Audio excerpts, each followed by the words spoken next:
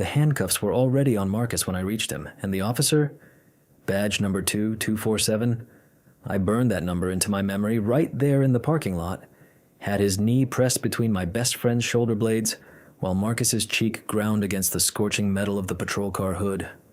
The crowd outside the Ridgewood shopping center stood in a loose half circle, some filming, most just watching with the particular paralyzed expression of people who know something is wrong, but have decided it isn't their problem. I was in full dress uniform. My ribbons caught the late October sun. My hands were raised at shoulder height, palms open, because 14 years of military discipline had taught me that when a man with a gun is already past reason, you do not give him an excuse. I served this country for 12 years, Marcus said into the metal, his voice tight and flat and furious. Sir. The officer didn't answer. He reached for his radio instead. But neither of us knew that 48 hours later, that same officer would be standing in a courtroom watching his career disintegrate in real time. Because the man who walked through those courthouse doors wore 2 stars on his shoulders and a fury that filled every corner of the room. Let me back up. Marcus Reed and I had known each other since Paris Island. We went through boot camp in the same platoon, got shipped to the same battalion, and by some combination of luck and institutional inertia, ended up deploying together 3 times. Once to Iraq, twice to Afghanistan. We weren't just friends the way people are friends in civilian life, where you meet for dinner twice a month and text occasionally about football scores. We were the kind of close that only forms when someone has physically dragged you out of a building that was on fire, which Marcus had done for me in Helmand Province in 2019. I had the scar on my left forearm to prove it. He had the Navy and Marine Corps Achievement Medal in a shadow box above his bunk. We never talked about it much. That was the nature of it. By October of that year, we were both stationed at Fort Gordon. I was Corporal Damon Williams, motor transport, and Marcus had just been promoted to Staff Sergeant, Intelligence, at a ceremony that very morning where General Bridges himself had been in the audience. We had a 4-day Liberty Pass starting that Wednesday, and we decided to spend it doing the most aggressively ordinary thing we could think of, driving down to Savannah to watch college football, eat too much seafood, and sleep past 6 in the morning like normal human beings. Marcus had his aunt down there, a retired school teacher named Celeste who made red beans and rice that he claimed was the best food in the state of Georgia. I wasn't going to argue with a man who had pulled me out of a burning building. We left base at noon in his truck, windows down, radio up, talking about nothing in particular. It was the kind of October afternoon the South does better than anywhere else. Warm but not heavy. The light going golden and slanted through the long rows of Georgia pines along the highway. I remember thinking that this was exactly what I needed. I remember thinking how good it felt to have nothing to worry about. We stopped at the Ridgewood Shopping Center just off exit 14 because Marcus needed to pick up a birthday card for his aunt. We were still in our dress uniforms. We'd gone directly from the ceremony and hadn't changed yet, which would turn out to matter enormously. The parking lot was full of the usual Saturday crowd, carts and children, and the particular suburban bustle of a bright afternoon. We parked, got out, and walked toward the entrance. That was when I noticed the patrol car idling at the far end of the row. I noticed it the way I notice everything in an unfamiliar environment, cataloged it, filed it, didn't react. A cruiser, stationary, engine running, normal enough. But as we crossed the lot, I became aware, in that specific wordless way that 3 deployments teach you, that the car had moved. Not quickly, just repositioned, angled slightly in our direction. I said nothing. Marcus was talking about whether his aunt preferred funny cards or sentimental ones, and I was listening, and I told myself I was being paranoid. We were in dress uniform, in a shopping center parking lot, on a bright Saturday afternoon. I kept walking. We were inside for maybe 12 minutes. Marcus found a card, sentimental, which I could have told him from the start, and bought a small bouquet of yellow carnations from the display near the register. The woman at the checkout smiled at us with genuine warmth. An older veteran near the door nodded at Marcus's ribbons and said quietly, "Thank you for your service." Marcus said, "Yes, sir. Appreciate it." The way he always did, without any of the complicated feelings I knew he carried about that phrase. We walked back out into the afternoon light. The patrol car was now parked 2 spaces from Marcus's truck. Officer Dale Pruitt was standing beside it, arms loose at his sides, watching us approach. He was in his mid-40s, heavy-set, with the kind of professionally blank expression that takes real effort to hold. I saw his eyes move from my ribbons to my face to Marcus's face and stay there. Something in my chest went quiet and careful. "Afternoon," Marcus said. He had better manners than me. He always did. Pruitt let the silence sit there for a beat. The practiced pause of a man who wants you to feel the gravity of his authority before he's technically done anything with it. Then he said, "You boys headed somewhere?" The word boys landed like a flat stone dropped into still water. Marcus's jaw tightened just slightly. That small internal calculation I'd seen 100 times, a man deciding how much of himself to spend on a moment he didn't choose. "Yes, sir," he said, his voice perfectly level. "Headed down to Savannah. Just stopped in to pick something up for my aunt."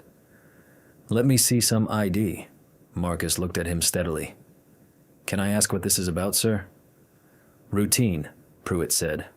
That one word, delivered in that particular flat tone, the tone designed to communicate that questioning it will only make things worse for you, that the easiest path is compliance, that everything will be fine so long as you cooperate and don't make it complicated.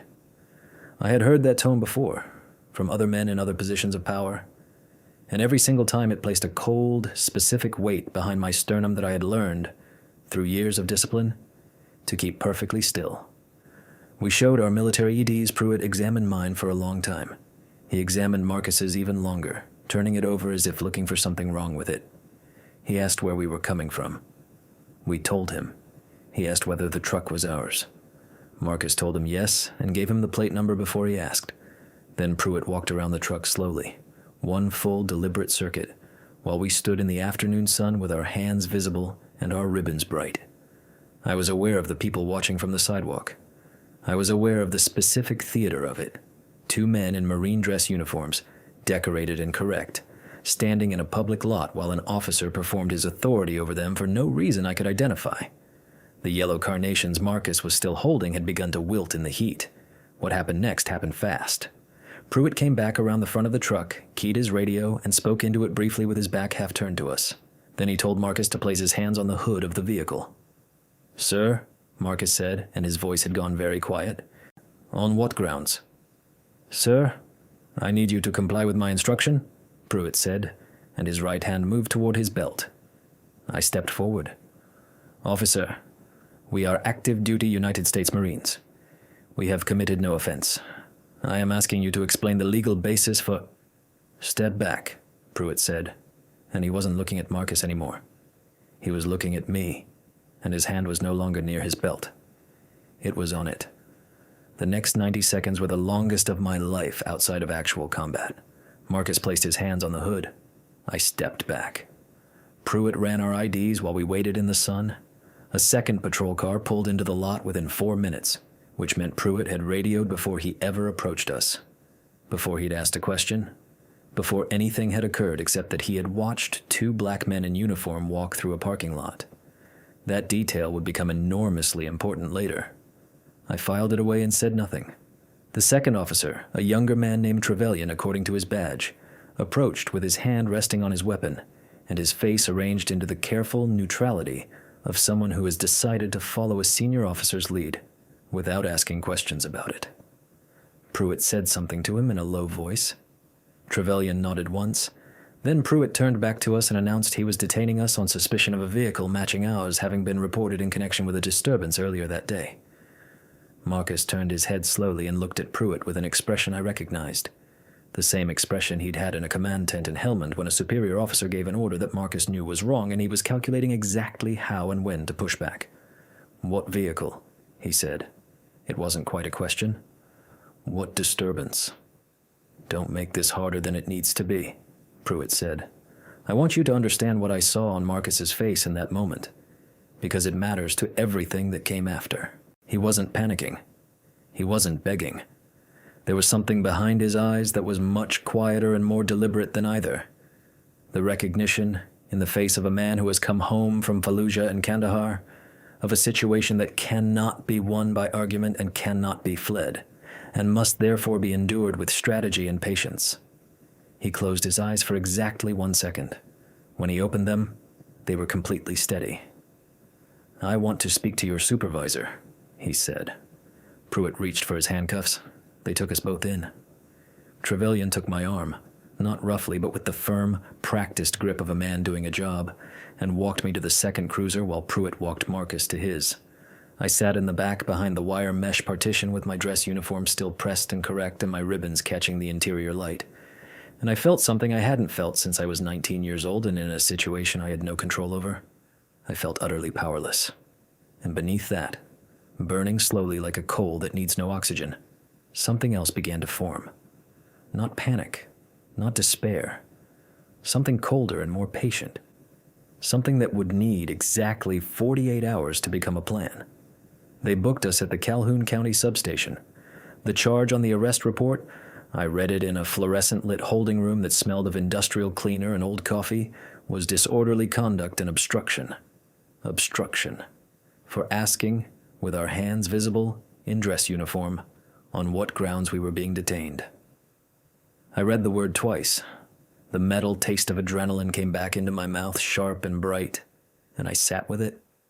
I let myself feel exactly how angry I was, the full, specific, sickening weight of it, and then I set it carefully to one side.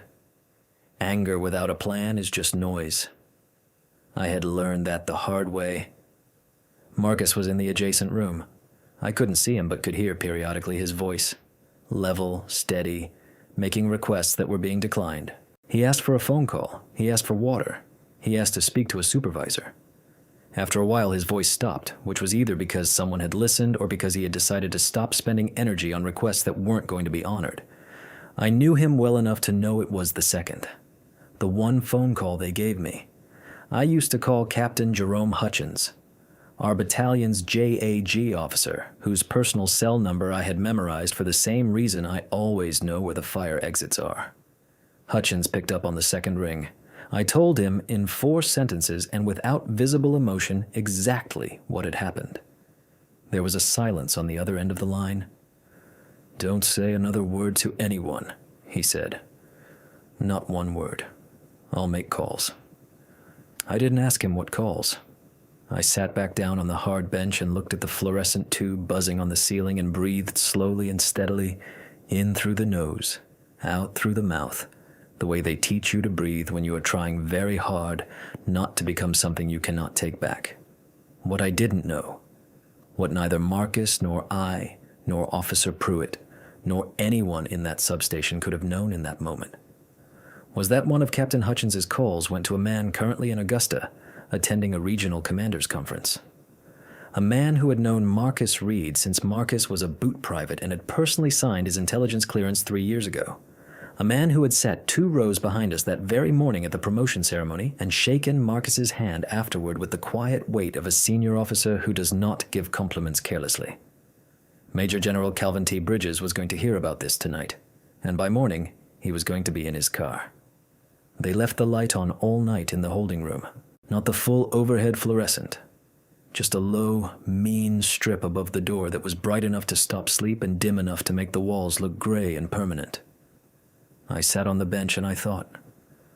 That was all I did for 3 hours. And I want you to understand that thinking, in that specific situation, was not a passive activity. It was the only weapon I had. I thought about Officer Dale Pruitt's hand on his radio before he ever spoke to us. I thought about the 4-minute gap between his call and Trevelyan's arrival, close enough to respond in 4 minutes, which meant either extraordinary coincidence or the substation knew exactly which parking lot to watch that afternoon. I thought about the charge, obstruction, not trespassing, not a noise complaint. Obstruction, the charge you write when you need to write something and that something doesn't really exist. I thought about the fact that Marcus and I were both still in dress uniform, that our military IDs were on file at the booking desk, that someone in that building had called our base and been told, with complete accuracy, that we were active duty Marines on authorized Liberty Pass. And I thought about the fact that despite all of that, we were still here, on this bench, in this light, at 2 a.m. The anger had gone somewhere deep and quiet. What replaced it was something I recognized from before operations in the field. that clarifying state in which everything unnecessary falls away and what remains is only the sequence of what needs to happen. I had nothing to write with, so I memorized instead. Badge number, names, times, the positioning of the second cruiser, the exact wording of the arrest report, the sequence of events in the parking lot in chronological order, the way I would write it in a sworn statement. I ran through it again and again, cementing each detail, until I could recite the whole thing as cleanly as a briefing. Sometime around 3 in the morning, I heard the outer door open. I heard voices I didn't recognize. Then I heard Captain Hutchins's voice. Then I heard a silence, the particular kind that descends on a room when a person of significant authority has just walked into it. And then I heard a voice I had not expected, low and unhurried and carrying the weight of a man who has never once needed to raise it to be heard. "Where are they?" said Major General Calvin T. Bridges. It was not a question. I heard the duty sergeant start to explain something about procedure. He got approximately 2 sentences in before Bridges said, with that same unhurried, absolute quiet, "Son, I didn't ask about procedure. I asked where they are." The door to the holding room opened 4 minutes later. Captain Hutchins came in first, then Bridges, in civilian clothes, which somehow made him look more imposing rather than less.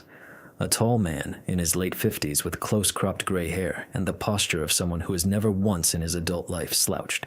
He looked at me, in my dress uniform, sitting on that bench in that light, and something moved across his face that he contained immediately and completely. "Corporal Williams," he said.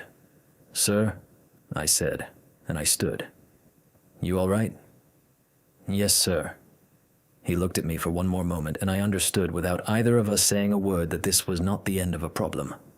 This was the beginning of something else entirely. Marcus came out of the adjacent room with his uniform still immaculate, because Marcus would sooner die than appear disheveled in front of a general officer, and he came to attention automatically before Bridges waved it off with a short, "At ease." He looked at Marcus the way a man looks at something he is making a decision about. "Staff Sergeant Reed." Then, almost to himself, "Let's go." The duty sergeant tried to explain that there were release procedures. Bridges turned to look at him with an expression that I would not describe as anger. Anger would have been easier. And said, "Captain Hutchins has your paperwork. I suggest you process it quickly." We were out of the substation in 22 minutes. I remember the exact temperature of the night air when we walked out. Cold, with a thin wind carrying the smell of pine and diesel from the highway. I stood on the sidewalk in my dress uniform and breathed it in. And Bridges stood beside me for a moment and said quietly, without looking at me, "You didn't give them anything." "No, sir." "Good." He glanced at me then. "Because what happens next is going to require everything you've got." What Hutchins had spent those 6 hours assembling while we were in that holding room was not a complaint. It was a file. Officer Dale Pruitt had a history, not a rumor, not a reputation. A documented, paper-trailed history that a JAG officer with sufficient clearance and sufficient motivation had been able to pull in the time it takes to make a series of very deliberate calls.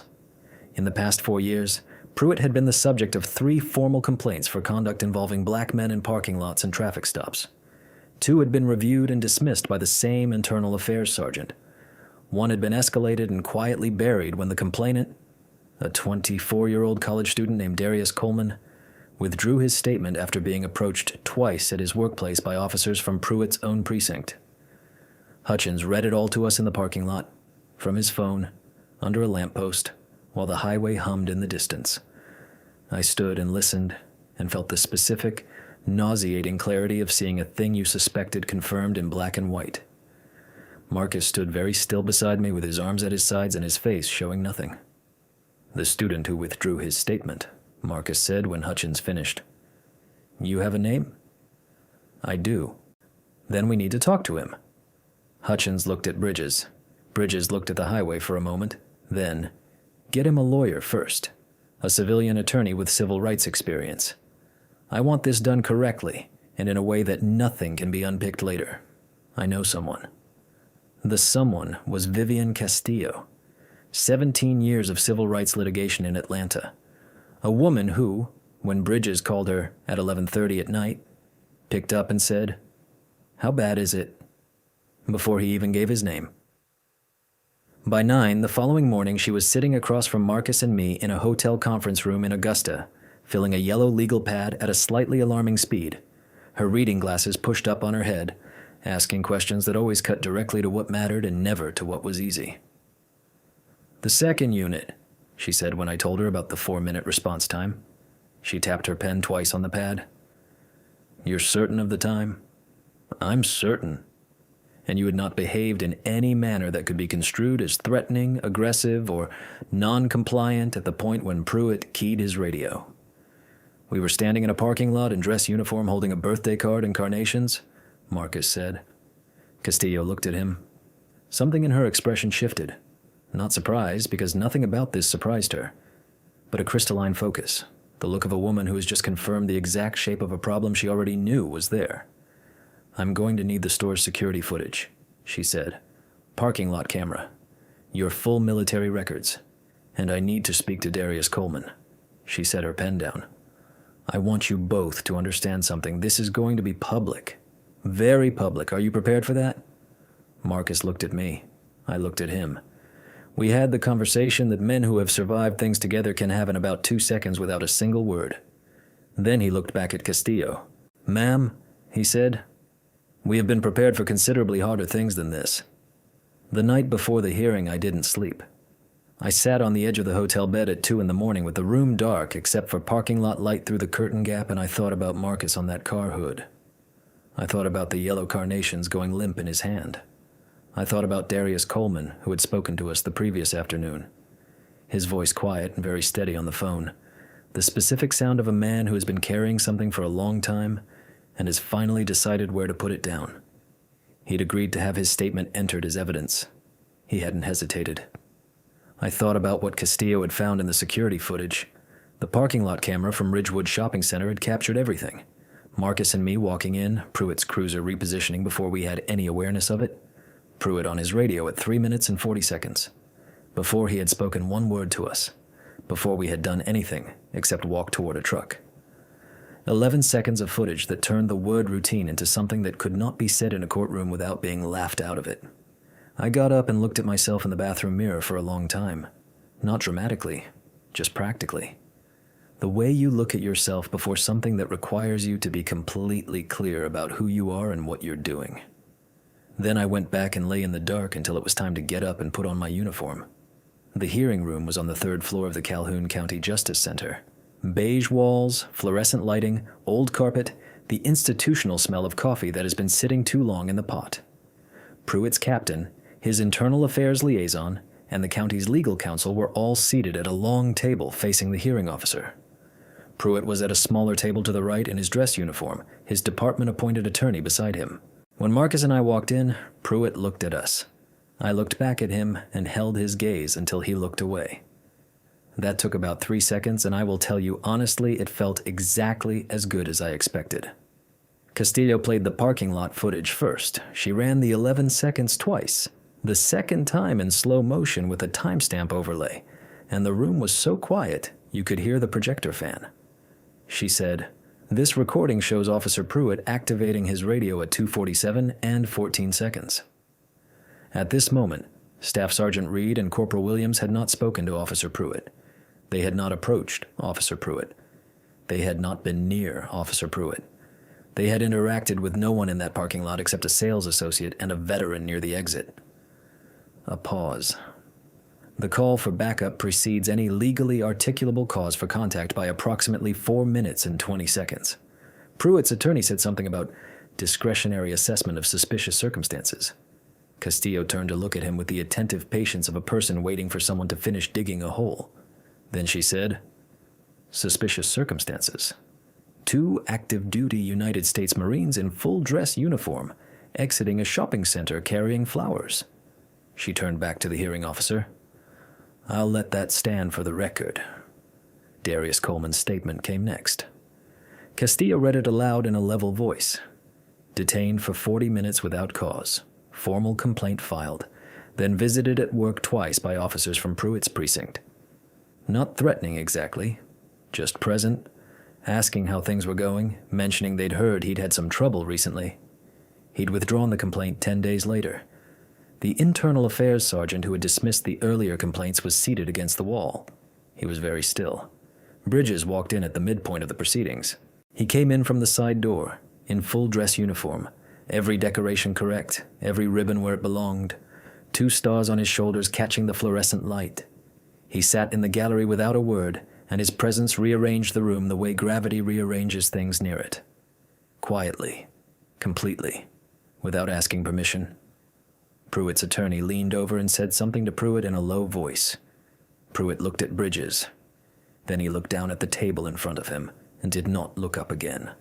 The hearing officer asked Pruitt directly to explain what articulable suspicion had led him to radio for backup before initiating any contact. Pruitt said, "In my professional judgment, the situation appeared to warrant additional..." Sergeant Reed and Corporal Williams had at that moment done nothing except exit a retail establishment, the hearing officer said without particular expression, which somehow made it worse than if he'd been angry. "In my judgment, the individuals..." "We have seen your judgment," the hearing officer said, and looked down at his papers. Marcus's moment came near the end, and it came quietly, the way his moments always did. He stood up in his dress uniform and said nothing for a beat, just stood there long enough that the room went completely still. Then, "I have served this country in 3 combat deployments. I have held a security clearance for 6 years. I have never been charged with any offense of any kind. On the afternoon in question, I was transporting a birthday card and flowers to my aunt's house in Savannah." Another pause. "I'm not here to tell you what it felt like to have my face on that car. I think everyone in this room can imagine it. I'm here because the 3rd time Officer Pruitt did this, he chose the wrong 2 people." He sat down. The room was quiet for a moment. Then from the gallery, someone began to clap. Slow and deliberate and completely alone. Major General Calvin T. Bridges in full dress uniform, 2 stars on his shoulders, clapping in a civil hearing room in Calhoun County, Georgia, and no one in that room said a single word to stop him. The outcome came 17 days later. Officer Dale Pruitt was dismissed from the Calhoun County Sheriff's Department. The internal affairs sergeant who had buried the complaints was placed under departmental investigation. The county reached a settlement with Marcus and me that I'm not able to disclose in full, but that I will say was significant. Darius Coleman received a formal written apology from the county, which he accepted and then posted publicly, with 247 words of his own written beneath it. Pruitt tried to get hired by 2 neighboring county departments. Both turned him down. The footage, by then, had been viewed 11 million times. Marcus called me in January, 3 months later. He was back at Fort Gordon, assigned to a new intelligence unit, and sounded like himself. Unhurried, dry, with the quality of a man who has decided the world is exactly what it is and made his arrangements accordingly. He told me Castillo was taking on 2 similar cases and wanted to know if we'd provide supporting statements. I said yes before he finished the sentence. He said his aunt had made the red beans and rice the weekend before, and I'd missed out. I told him I'd actually made it to Savannah on my own, in December. He asked if it was good. I said it was. I went out that evening and sat on the steps of my apartment building in the January dark with a cup of coffee. The night air smelled like pine and distant rain. The lights were on in the houses across the street. Traffic moved at the intersection. Ordinary evening, ordinary neighborhood. I thought about badge number 247. I thought about 11 seconds of parking lot footage. I thought about a retired schoolteacher's yellow carnations going limp in the Georgia heat. And I thought about Bridges in that gallery, clapping alone in the silence, and the way every person in that room had sat with the sound of it and not looked away. The coffee was hot. For the first time in a long time, it didn't taste like anything was wrong.